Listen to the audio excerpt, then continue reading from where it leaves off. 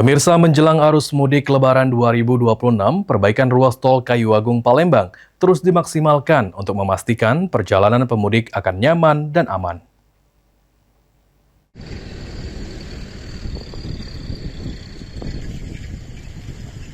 Pengelola tol Kayu Agung Palembang mempercepat perbaikan di sejumlah titik jalan yang mengalami kerusakan.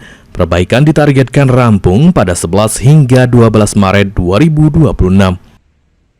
Manajer operasional PT Waskita Sriwijaya Tol, Sabdo Harimukti mengatakan, setelah perbaikan selesai pihaknya akan menyiagakan 8 tim sapu lubang di sepanjang ruas tol.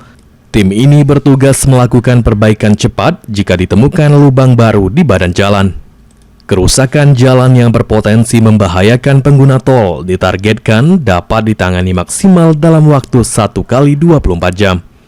Selain itu, perbaikan juga difokuskan di titik prioritas kilometer 345 hingga kilometer 349 yang saat ini menjadi jalur rekayasa lalu lintas kontraflow.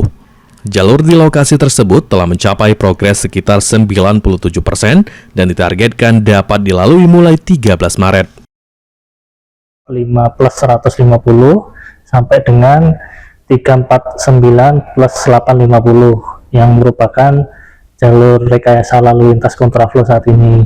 Nah, memang saat ini konstruksi slab on pile dan rising pada area tersebut di jalur Ambon progresnya telah mencapai 97%. Tanggal 13 kami targetkan sudah bisa dilewati dengan aman dan nyaman. 12 Maret sampai dengan tanggal 1 April 2026 kita tetap mensiagakan tim sapu lubang sebanyak 8 tim untuk memastikan zero pothole di ruas Kayu.